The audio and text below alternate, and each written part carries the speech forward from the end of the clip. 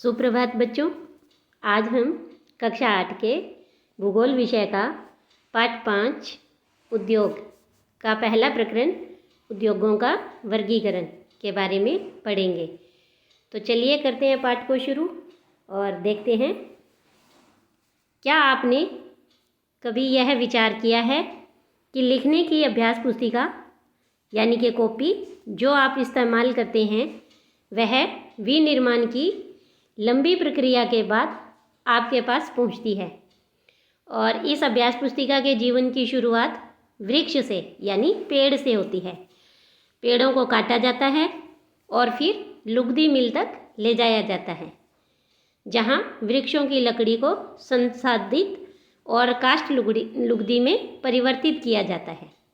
काष्ठ लुगदी को रासायनिक द्रव्यों के साथ मिलाया जाता है और लास्ट में अंत में मशीनों के द्वारा कागज़ के रूप में परिवर्तित किया जाता है।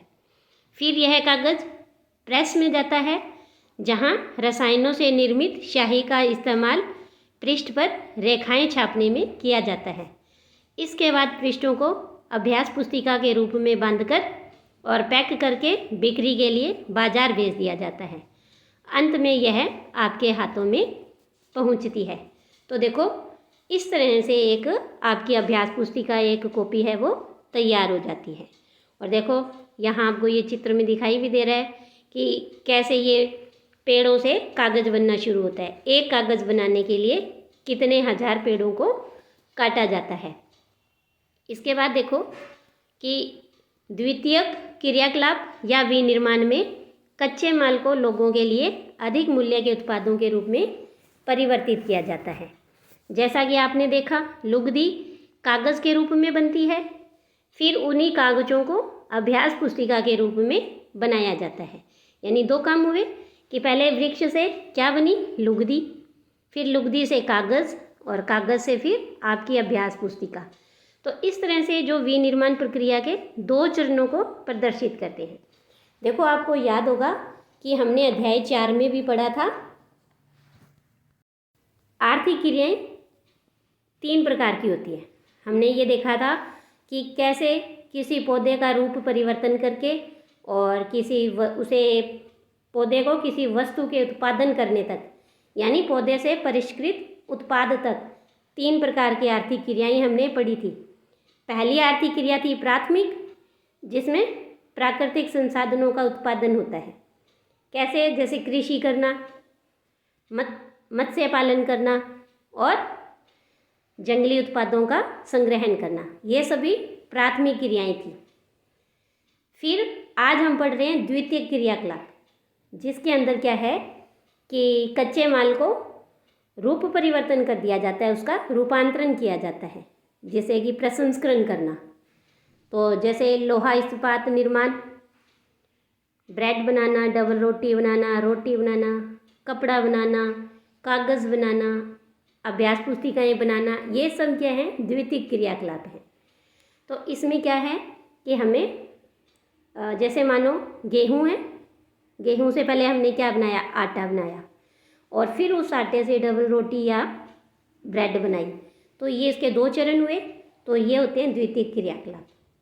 और तीसरा का संबंध होता है, वो होते हैं सेवाओं से संबंधित, जिसमें कि पहले क्षेत्र और दूसरे क्षेत्र को ये सेवाएं प्रदान करते हैं। तो यातायात के साधन हैं, व्यापार है, बैंक है, बीमा है, विज्ञापन है। तो ये सारे तृतीय क्षेत्र के कार्य होते हैं, क्रियाएं होती हैं।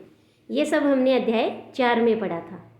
तो अब हम आज इस अध्याय में द्वितीय क्रियाकलाप के बारे में पढ़ेंगे। और इसका है सबसे पहले उद्योग, कि उद्योग का संबंध आर्थिक गतिविधि से है, जो कि वस्तुओं के उत्पादन, खनिजों के निष्कर्षण और सेवाओं की व्यवस्था से संबंधित है। देखो, हमने अध्याय 3 में खनिज के बारे में भी पढ़ा था कि जो पृथ्वी पर चट्टानों में कई पदार्थ मिले होते हैं उसे हम खनिज कहते हैं, और पृथ्वी की सतह के अंदर जो चट्टानें हैं, शैलें हैं, उनसे खनिज को बाहर निकालना ही निष्कर्षण होता है। और सेवाएं देना, जो भी हमने देखा, यातायात और पर्यटन, ये सब सेवाओं से संबंधित है। तो इस तरह से लोहा और इस्पात उद्योग है वो वस्तुओं के उत्पादन से संबंधित है। कोयला खनन है और ये जो कोयला खनन उद्योग है वो कोयले को धरती से निकालने से संबंधित है, यानी खनिज के निष्कर्षण से संबंधित है। तथा पर्यटन ये है सेवा देने से संबंधित उद्योग। तो अब हम उद्योगों का वर्गीकरण करेंगे। उद्योगों का वर्गीकरण कई आधार पर कर सकते हैं, जैसे कच्चे माल के आधार पर, आकार के आधार पर और स्वामित्व के आधार पर। तो देखो, सबसे पहले हम पढ़ रहे हैं कच्चे माल के बारे में। अब कच्चे माल का भी उपयोगिता के आधार पर हम वर्गीकरण करेंगे। तो जैसे कृषि आधारित, खनिज आधारित, समुद्र आधारित, वन आधारित, ये कच्चे माल के उपयोगिता के आधार पर कई प्रकार हो सकते हैं। इसके बाद देखो आगे,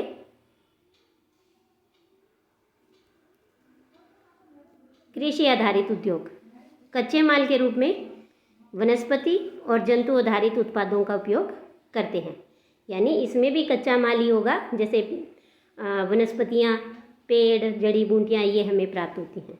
और जंतु आधारित जैसे खाद्य संसाधन, वनस्पति तेल। अब हमें वनस्पति तेल है कहाँ से मिलता है? कपास, जैसे फसलों से ही तो प्राप्त होते हैं हमें तेल। मूंगफली है, सोयाबीन है, सरसों है, ये सब हमें वनस्पति तेल है। सूती वस्त्र, ये भी कपास, नरमा, यानी कि वही फसलों से प्राप्त होते हैं। डेयरी उत्पाद, तो डेयरी में देखो जंतु आधारित कच्चा उत्पाद हो गया। इसमें सबसे पहले क्या? दूध आता है। प्रमुख रूप से इसमें जो उत्पाद है वो दूध है। फिर दूध से अन्य चीज़ें बनाई जाती हैं, जैसे पनीर है, मक्खन है, इस तरह से। और चर्म उद्योग, ये भी जंतु आधारित हो गया। जब जैसे पशु हैं वो उनके मरने के बाद उनसे चमड़ा बनाया जाता है। तो इस तरह से चर्म उद्योग भी, ये सब क्या है? कृषि आधारित उद्योगों के उदाहरण हैं। फिर है खनिज आधारित उद्योग। ये प्राथमिक उद्योग है जो खनिज अयस्कों का उपयोग कच्चे माल के रूप में करते हैं। इन उद्योगों के उत्पाद अन्य उद्योगों का पोषण भी करते हैं। अयस्क से निर्मित लोहा खनिज आधारित उद्योग का उत्पाद है। यह कई अन्य उत्पादों के विनिर्माण के लिए कच्चे माल के रूप में भी प्रयुक्त किया जाता है, जैसे भारी मशीनें, भवन निर्माण सामग्री, रेल के डिब्बे बनाने आदि। तो देखो इन सब में क्या है कि हमने देखो अयस्क से लोहा तो बना लिया है ना। फिर ये लोहा क्या है? और भी कामों में, और भी व्यापार में, और भी उद्योगों में काम आता है। तो इस तरह से ये खनिज आधारित उद्योग होंगे। इसके बाद है समुद्र आधारित उद्योग। सागरों और महासागरों से प्राप्त जो भी उत्पाद मिलते हैं हमें, उनका उपयोग कच्चे माल के रूप में करते हैं। समुद्री खाद्य प्रसंस्करण उद्योग और मत्स्य तेल निर्माण, ये इसके कुछ उदाहरण हैं, यानी मछली का तेल। इसके बाद वन आधारित उद्योग, वनों से प्राप्त उत्पाद का उपयोग कच्चे माल के रूप में करते हैं, जैसे लुगदी बनाना, फिर लुगदी से कागज़, औषध रसायन, फर्नीचर बनाना, भवन निर्माण, ये सब वनों से संबंधित उद्योग ही होते हैं। इसके बाद हम बात करेंगे आकार के आधार पर उद्योगों का वर्गीकरण। अब देखो, उद्योग के आकार से मतलब है निवेश की गई पूंजी, यानी उद्योग कितना बड़ा है, उसमें कितना पैसा लगाया गया है। तो नियोजित लोगों की संख्या और उत्पादन की मात्रा से है कि उसमें, उस उद्योग में काम करने वाले लोगों की संख्या कितनी है और वहाँ से उत्पादन कितना होता है। तो इस तरह से आकार के आधार पर हम उद्योगों को दो भागों में बांट सकते हैं। लघु आकार के उद्योग, यानी जो छोटे हों, और वृहद आकार के उद्योग, यानी जो बड़े हैं। कुटीर या लघु उद्योग छोटे पैमाने के उद्योग होते हैं। इन्हें कुटीर उद्योग या लघु उद्योग भी कहते हैं, जिनमें दस्तकारों के द्वारा उत्पादों का निर्माण हाथ से होता है, जैसे टोकरी बुनाई, मिट्टी के बर्तन बनाना और अन्य हाथ से कोई भी वस्तुएं बनाना। ये कुटीर उद्योगों के उदाहरण हैं। बड़े पैमाने के उद्योग जो बड़ी मात्रा में वस्तुओं का उत्पादन करते हैं, और उनकी तुलना में छोटे पैमाने के उद्योग जिनमें कम पूंजी की और प्रौद्योगिकी की आवश्यकता होती है।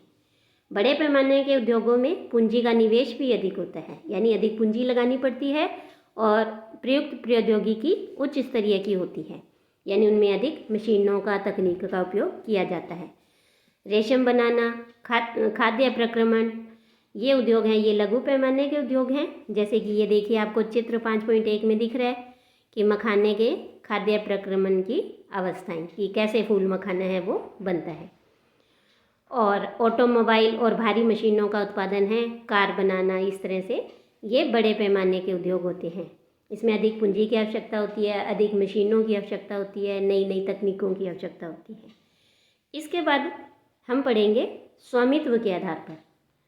स्वामित्व के आधार पर उद्योगों को निजी क्षेत्र, राज्य स्वामित्व यानी कि सार्वजनिक क्षेत्र, संयुक्त क्षेत्र और सहकारी क्षेत्र में वर्गीकृत किया जाता है। निजी क्षेत्र के उद्योगों का स्वामित्व और संचालन या तो एक व्यक्ति के द्वारा या कुछ व्यक्तियों के समूह द्वारा किया जाता है।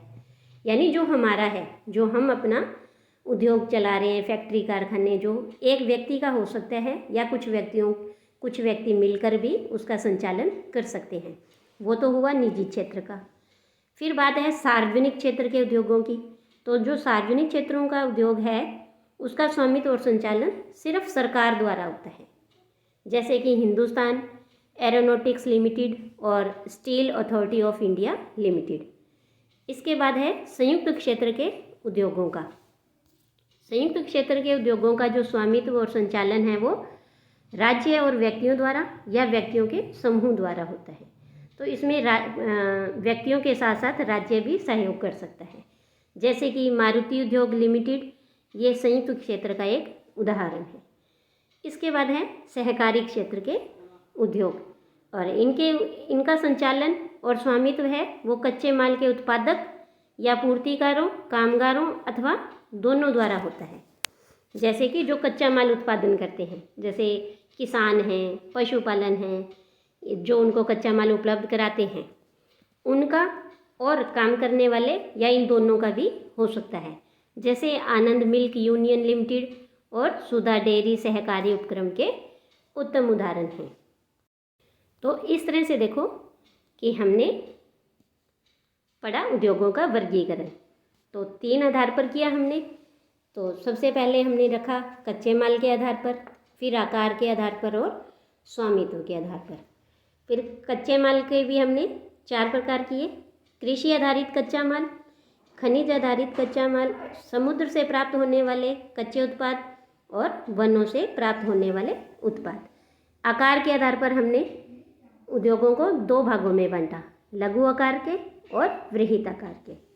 और स्वामित्व और संचालन के आधार पर हमने उद्योगों को 4 भागों में बांटा, निजी, सार्वजनिक, संयुक्त और सहकारी। तो इस तरह से हमने उद्योगों के वर्गीकरण देखा। आज के लिए इतना ही। धन्यवाद।